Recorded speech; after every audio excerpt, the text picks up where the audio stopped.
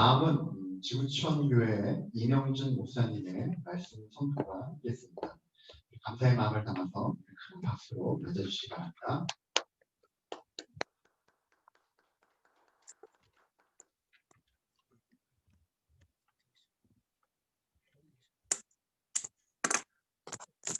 목사님 음소거 해주세요. 음소거. 네, 안녕하세요 여러분. 만나서 반갑습니다. 저는 지구촌교회 선교 목사 이명준입니다.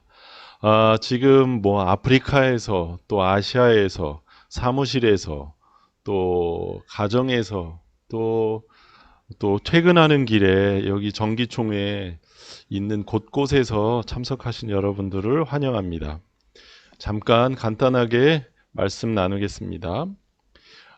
우리는 누구나 한 번쯤 가게 홍보를 위해 활기차게 움직이는 바람풍선 인형을 보신 적이 있을 것입니다. 아마 그 홍보를 위해 가게 앞에 세워진 바람풍선은 정말 활기찹니다.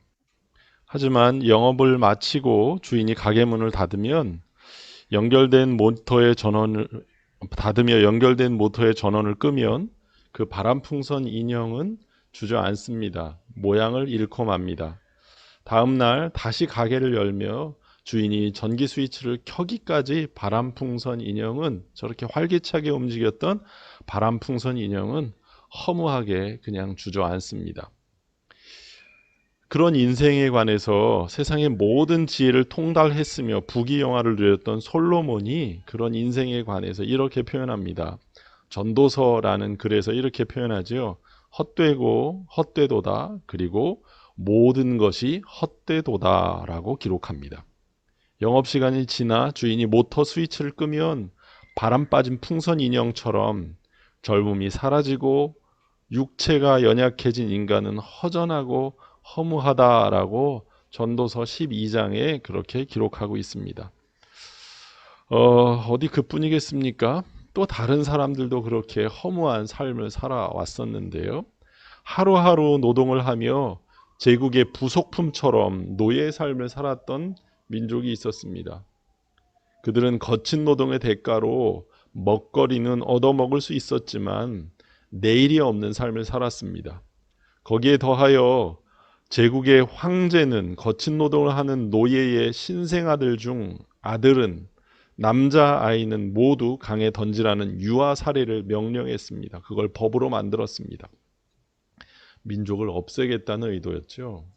그나마 근근히 살아냈던 그들에게 유아 살해 명령은 희망 없는 삶의 절망의 마침표였습니다. 이미 여러분들 잘 아시는 것처럼 그 황제는 이집트 제국의 파라오였고 그 노예는 히브리 민족이었습니다. 그렇게 허무한 인생, 희망 없는 히브리 노예들에게 생명의 기운을 불어넣은 이가 있었습니다. 그 사람은 모세입니다. 모세는 헛되지 않은 우리 히브리인의 삶, 그리고 생동감으로 채워져야 할 의미 있는 삶을 창세기에 기록하고 있습니다. 그들의 존재가 어디로부터 시작되었는지를 기록하고 있습니다. 우리는 저 너머에서 온 사람이지만 우리 존재의 근원, 원래 히브리라는 뜻이 저 너머에서라는 뜻이거든요.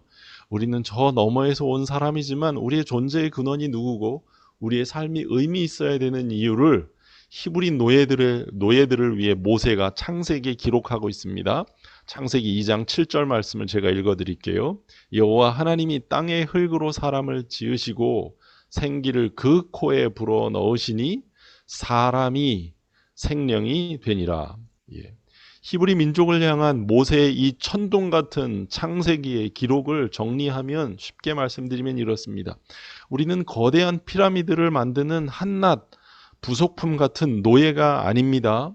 세상을 만드신, 우주를 만드신 하나님의 호흡이 채워진 존재입니다. 하나님의 호흡을 소유한 생기 넘치는 유의미한 존재입니다 라고 그렇게 모세가 기록한 것입니다. 모세는 헛되고 의미 없다고 하는 노예의 비관적 운명론에 맞섰습니다. 이 일로 히브리 노예 안에 자유에 대한 갈망이 꿈틀거리기 시작했습니다. 약속의 땅 가나안에 관한 희망의 불씨가 노예의 가슴 안에 지펴졌습니다. 예배해야 할 하나님 또한 자신의 근본에 대한 열정이 그들 안에 타오르기 시작했습니다. 그들은 살았으나 노예 시절에 그들은 살았으나 죽은 자 같은 노예였지만 이제 여전히 노예이지만 죽은 자 같으나 자유의 열정과 땅에 대한 소망으로 꿈틀거리는 산자가 되었습니다. 히브리 노예만 허무함을 경험한 것이 아니었습니다. 2000년 전 AD 50년경에 팔레스타인 지역, 즉 세계제국 로마의 식민지 하에 유다인들도 허무주의를 경험했습니다. 특별히 예수님을 경험했던 사람들, 예수의 부활을 목격했던 사람들도 곧 오시겠다고 하신 예수님이 오시지 않아 그들도 허무함을 경험했습니다.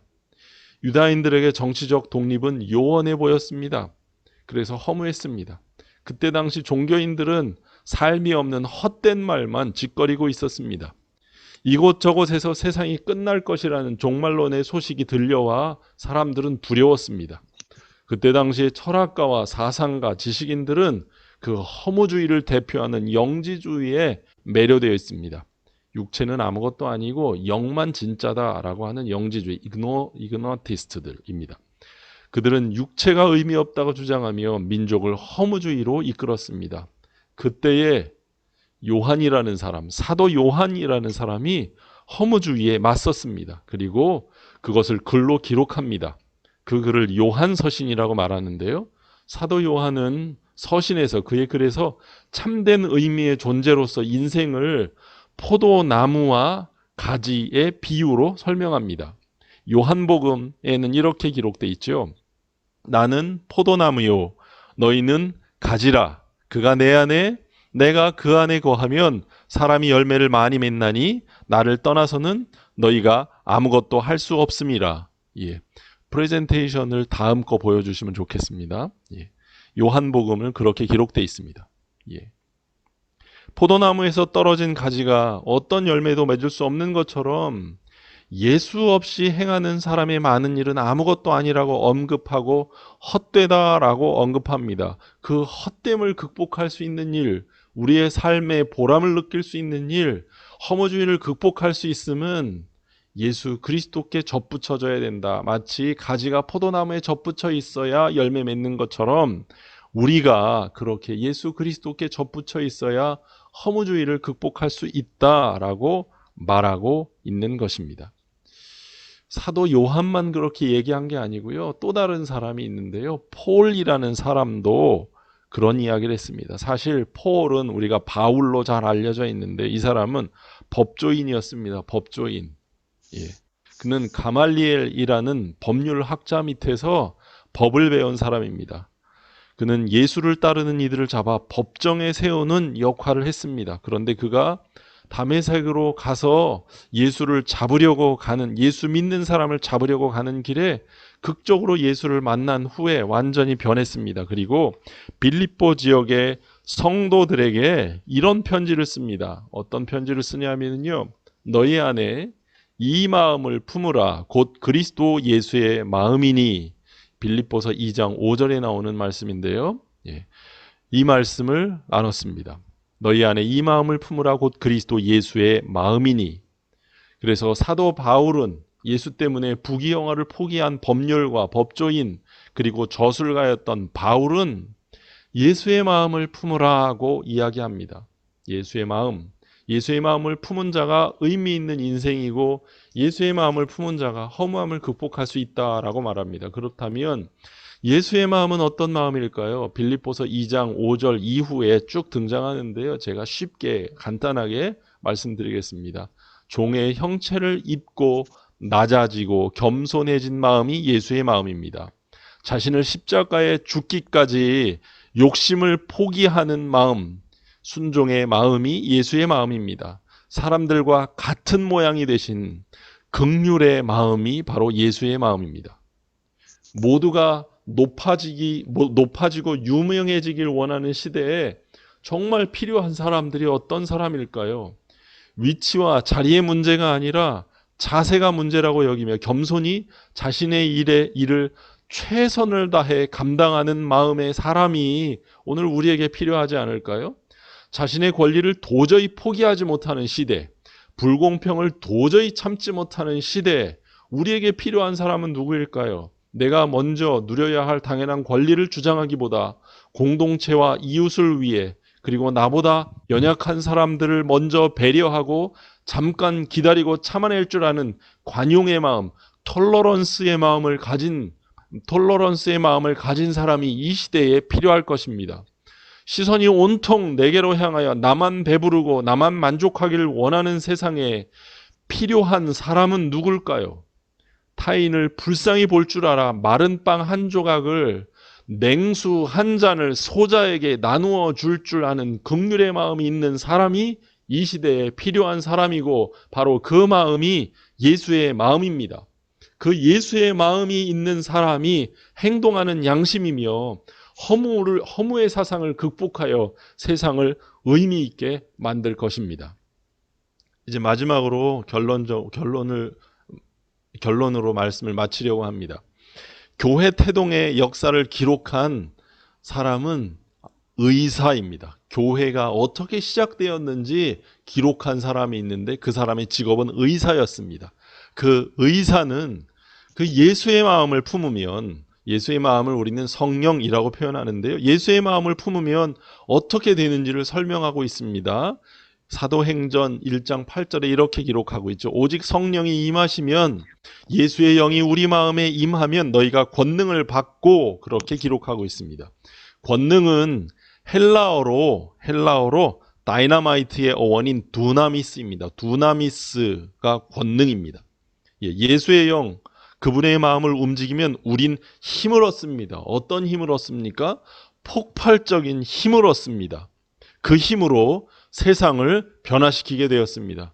초대교회에 그렇게 많지 않았던 사람들이 세상을 업사이드 다운, 세상을 뒤집어 엎을 수 있었던 결과는 그들이 예수의 마음, 온유한 마음, 겸손한 마음, 관용의 마음, 그리고 긍휼의 마음이 그들 안에 있었기 때문입니다. 이 시대를 우린 누구나 다 읽을 수 있습니다. 그래서 여러 가지 말을 합니다. 저는 이렇게 말하고 싶습니다. 많은 것들이 발전했지만 불확실의 시대입니다. 또 두려움의 시대입니다. 그리고 허무함의 시대입니다. 또 자포자기의 시대입니다. 무한 경쟁의 시대입니다. 세상을 움직이기 위해 우리의 마음에 채워야 할 것은 욕심과 야망이 전부가 아닙니다. 세상의 지혜도 전부가 아닙니다. 예수의 마음인 겸손과 관용과 긍휼을 채우십시오. 그렇게 그것을 채워 꿈꾸는 사람이 되길 주님의 이름으로 축복합니다. 그 마음에 예수의 마음이 부어지면, 예수의 마음을 채우면 능력을 얻게 되고 그 능력으로 우리는 세상을 변화시키는 주역이 될 것입니다. 그렇게 세상을 변화시키기 위해 꿈꾸는 하나님의 사람들, 주님이 함께 해주시기를 주님의 이름으로 축복합니다. 잠시 기도하고 마치겠습니다. 제가 기도하겠습니다. 하나님 아버지, 우리도 꿈꿀 수 없는 사람이었지만 이제 다 함께 모여 꿈꾸는 자들로 만들어주셔서 감사합니다. 평화를 꿈꾸게 하시고 하나님의 나라가 우리를 통하여 이 땅에 이루어지도록 도와주옵소서. 그리고 꿈만 꾸지 않게 하시고 우리 안에 열정을 불어넣어 주셔서 그 꿈을 이루게 하시고 그 꿈이 이루어짐을 우리 세대의 눈으로 보게 하옵소서. 함께 마음을 모은 이 귀한 하나님의 사람들을 꿈꾸는 꿈쟁이들을 주님의 이름으로 축복하며 기도합니다. 아멘.